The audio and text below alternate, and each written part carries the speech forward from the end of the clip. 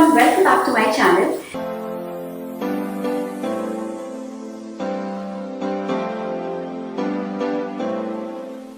ഇന്നത്തെ വീഡിയോയിൽ ഞാൻ ഒരു ഈസി ഡിന്നർ റെസിപ്പിയാണ് കാണിക്കാൻ പോകുന്നത്. ഇത് ഡിന്നർ ആയിട്ട് മാത്രമല്ല, ഇത് ആക്ച്വലി ബ്രേക്ക്ഫാസ്റ്റ് ആയിട്ടാണ് ഏറ്റവും നല്ലത്. ഫസ്റ്റ് ഓഫ് ഓൾ ഞാനൊരു ഭയങ്കര എക്സ്പേർട്ട് കുക്കോ അല്ലെങ്കിൽ ഭയങ്കര ഇഷ്ടപ്പെട്ട് കുക്ക് ചെയ്യുന്ന ഒരാളൊന്നുമല്ല. അപ്പോൾ അതുകൊണ്ട് തന്നെ ഞാനിങ്ങനെ സർവൈവ് ചെയ്യാൻ വേണ്ടിയിട്ട് എന്തെങ്കിലും ഈസി ആയിട്ട് ചെയ്യുന്നു എന്നുള്ളതേ ഉള്ളൂ.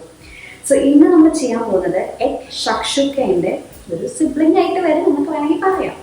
അപ്പോൾ എഗ് ഷക്ഷുക്ക നിങ്ങൾക്ക് മിക്ക ആൾക്കാർക്കും അറിയാം, നിങ്ങളൊക്കെ ട്രൈ ചെയ്തിട്ടുണ്ടാകും. എഗ് ഷക്ഷുക്കയ്ക്ക് ആവശ്യമായ കുറേ സാധനങ്ങളൊന്നും ഇപ്പം എൻ്റെ അടുത്തില്ല. അപ്പോൾ ഒരു പ്രോപ്പർ എഗ് ഷക്ഷുക്കയാണെന്ന് ചോദിച്ചാൽ അല്ല, പക്ഷേ ഏകദേശം എഗ് ഷക്ഷുക്കയുടെ ഒരു ടേസ്റ്റിൽ വരുന്ന ഒരു എഗ് റെസിപ്പി അത്രേ ഉള്ളൂ. എഗ് ഷക്ഷുക്ക ആക്ച്വലി ഒരു 5 years മുന്നേ എൻ്റെ ചേച്ചിയാണ് ആദ്യമായിട്ട് വീട്ടിൽ ചെയ്യുന്നത്. അപ്പോൾ ഇത് വീട്ടിൽ ഉണ്ടാക്കി കഴിഞ്ഞാൽ എല്ലാവർക്കും ഭയങ്കര ഇഷ്ടപ്പെട്ട ഒരു ഡിഷായിരുന്നു.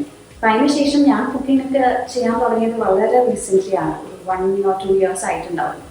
അപ്പോൾ ഞാൻ ഈ റെസിപ്പി ട്രൈ ചെയ്തിട്ട് എനിക്ക് ഭയങ്കര ഇഷ്ടമായി. എനിക്ക് മാത്രമല്ല, ഞാൻ ഉണ്ടാക്കി കൊടുത്ത ആൾക്കാർക്കും ഇഷ്ടമായി. അപ്പം അതിനുശേഷം നമ്മളൊരു സ്ഥിരം എന്ന് പറയുന്ന പോലെ ബ്രേക്ക്ഫാസ്റ്റ് റെസിപ്പി ആയി മാറിയായിരുന്നു.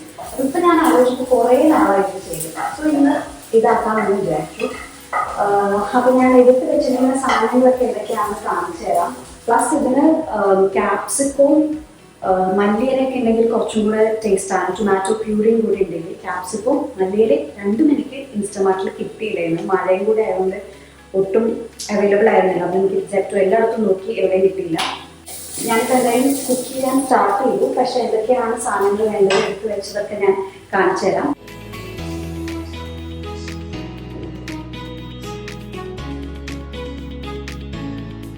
സോ എൻ്റെ പാൻ നല്ലോണം ഹീറ്റ് ആയിട്ടുണ്ട്. ഇതിലേക്ക് ഞാൻ കുറച്ച് വെളിച്ചെണ്ണ, കോക്കനട്ട് ഓയിൽ ഇട്ട് കൊടുക്കുകയാണ്. നിങ്ങൾക്ക് വേണമെങ്കിൽ ഇത് ബട്ടറിലും ചെയ്യാം, ബട്ടറിലും നല്ലതായിരിക്കും.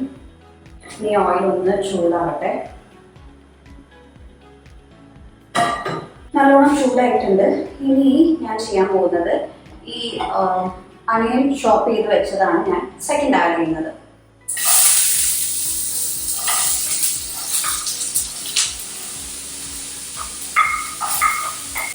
ഈ സവാള ഒന്ന് സോഫ്റ്റായി എടുക്കുകയാണ് നമുക്ക് ക്യാപ്സിക്കം ആഡ് ചെയ്യുന്നത്.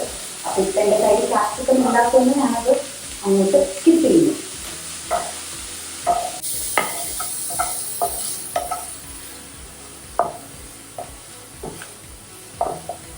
ഇനി ഇതിലേക്ക് ഞാൻ ഇതൊന്ന് പെട്ടെന്നായി വരാൻ കുറച്ച് സോൾട്ട് ആഡ് ചെയ്യുന്നുണ്ട്. സോൾട്ട് ഇതിന് ശേഷം കൂടുതൽ വേണമെങ്കിൽ ആഡ് ചെയ്യാം. ഞാനിപ്പോൾ കുറച്ച് ആഡ് ചെയ്യുന്നുള്ളൂ. നമ്മുടെ സവാള കുറച്ച് ബ്രൗൺ ആയി വന്നു. ഞാൻ ആ ഒരു പോയിന്റിൽ ജിഞ്ചർ ഗാർലിക് പേസ്റ്റ് ആഡ് ചെയ്ത് കൊടുക്കുകയാണ്.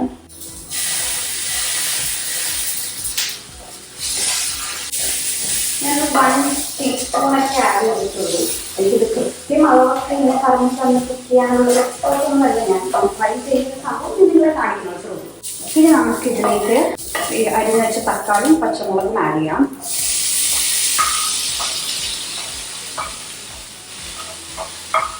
സവാളയും തക്കാളിയും നമ്മളൊരു റോസ്റ്റ് ചെയ്ത് നല്ല മെൽറ്റായിട്ടുള്ളൊരു ഫോമിൽ വരുമല്ലോ.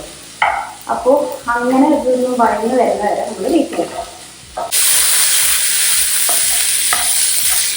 ഈ ഫ്ലെയിം കൊണ്ട് ലോയിൽ വെച്ചിട്ട് നമുക്ക് ഇതിലേക്ക് വേണ്ട പൗഡർ ആഡ് ചെയ്യാം.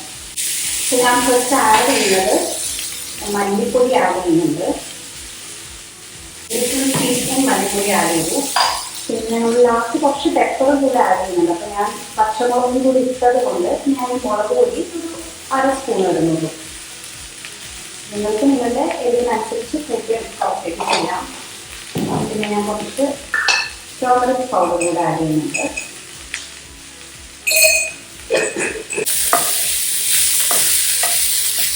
ഇനി ഈ ഒരു പോയിന്റിലാണ് ടൊമാറ്റോ പ്യൂരി ഉണ്ടെങ്കിൽ അത് ആഡ് ചെയ്യുന്നത്. എനിക്കിപ്പം ടൊമാറ്റോ പ്യൂരി ഇല്ലാത്തത് കൊണ്ട് ഞാൻ 1/2 ഗ്ലാസ് വെള്ളം ആഡ് ചെയ്യുന്നുണ്ട്. തിളച്ച വെള്ളമാണ് ആഡ് ചെയ്യുന്നത്.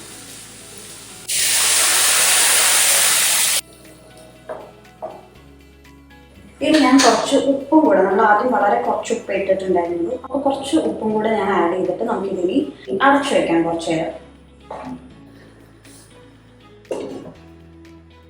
അപ്പോൾ നമുക്ക് ഇതായിട്ടുണ്ട്. അത് അധികം ഡ്രൈ ആവുന്നതിന് മുമ്പ് പിന്നെ ഞാൻ ചെയ്യാൻ പോകുന്നത് ഇവിടെ ഓരോ ഗ്യാപ്പ് ഉണ്ടാക്കിയിട്ട് നമുക്ക് ഈ മുട്ട അതിലേക്ക് ഇടും. ഞാൻ ഈ മുട്ട ഇപ്പോൾ ഓൾറെഡി ആക്കി വെച്ചതിൻ്റെ റീസൺ, ഇത് കേടാണെങ്കിൽ ഈ കറി ഫുള്ള്, മുട്ട എങ്ങാനും ചീത്തയാണെങ്കിൽ കറി ഫുള്ള് വേസ്റ്റ് ആയി പോകും. അതുകൊണ്ടാണ് ഞാൻ ഇതിലേക്ക് ആക്കിയിട്ട് നോക്കിയത്. അപ്പോൾ മുട്ട കേടില്ല.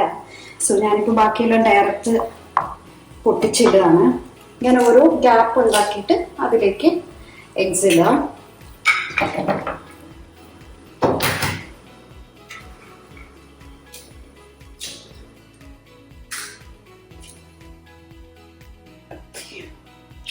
ഇനി ഈ എഗ്സിന്റെ മേലേക്ക് ഞാൻ കുറച്ച് പെപ്പർ പൗഡർ ആഡ് ചെയ്യുന്നുണ്ട്. അതാണ് ഞാൻ ആദ്യം ഒരു പച്ചമുളക് മതി എന്ന് പറഞ്ഞത്. കാരണം നമ്മൾ റെഡ് ചില്ലി പൗഡർ ഇട്ടു ഗ്രേവിയിലേക്ക്. ഇപ്പൊ മുട്ടയിലേക്ക് ഞാൻ കുറച്ച് പെപ്പറും കൂടെ ആഡ് ചെയ്യുന്നുണ്ട്. സോൾട്ടും കൂടെ. സോൾട്ടും ഞാനിപ്പം എഗ്സിലേക്ക് മാത്രമാണ് ആഡ് ചെയ്യുന്നുള്ളൂ. ബേസിക്കലി ഇത്രയുള്ളൂ. ഇനി നമുക്കിത് അടച്ച് വെച്ച് കുക്ക് ചെയ്യാം. ഇത് എത്രത്തോളം കുക്ക് ആവണം എന്നുള്ളത് നിങ്ങൾക്ക് എഗ് യോക്ക് ഹാർഡായിട്ട് വേണോ, അതായത് സോഫ്റ്റ് ആയിട്ട് ലിക്വിഡി ആയിട്ട് വരുന്നത് ഇഷ്ടമെങ്കിൽ അധികം സമയം കുക്ക് ചെയ്യേണ്ട ആവശ്യമില്ല, ജസ്റ്റ് ഒന്ന് കുക്ക് ചെയ്താൽ മതി. പക്ഷെ അത് കുറച്ചും കൂടെ അത് ഹാർഡായിട്ട് ഇരിക്കുന്നതാണ് ഇഷ്ടമെങ്കിൽ അതനുസരിച്ച് കൂടുതൽ സമയം കുക്ക് ചെയ്യാം.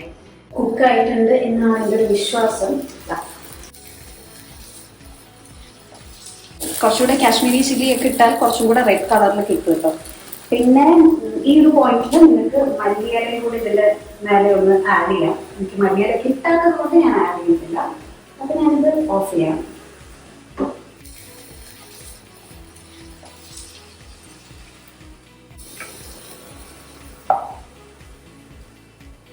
ഇതേപോലെ ബ്രെഡിന്റെ കൂടെയോ ചപ്പാത്തിയുടെ കൂടെയോ ഒക്കെ നമുക്കിത് കഴിക്കാം. ബ്രേക്ക്ഫാസ്റ്റ് ആയിട്ട് നല്ല ഓപ്ഷനാണ്. ഡിന്നറായിട്ട് കഴിക്കാൻ ഇഷ്ടമാണെങ്കിൽ അങ്ങനെ കഴിക്കാം.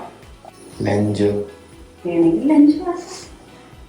അപ്പൊ ഇതാണ് എഗ് ഷക്ഷുക്കയുടെ ഒരു സിബ്ലിംഗ് ആയിട്ട് വരുന്ന ഒരു സംഭവം. ഏകദേശം എഗ് ഷക്ഷുക്കയുടെ ടേസ്റ്റ് തന്നെയാണ്. പിന്നെ നിങ്ങൾക്ക് ഞാൻ നേരത്തെ പറഞ്ഞ സാധനങ്ങളൊക്കെ ഉണ്ടെങ്കിൽ അതും കൂടെ ആഡ് ചെയ്തിട്ട് പിന്നെ പ്രോപ്പർ എഗ് ഷക്ഷുക്ക റെസിപ്പി ഒക്കെ യൂട്യൂബിൽ നോക്കി ചെയ്യാം.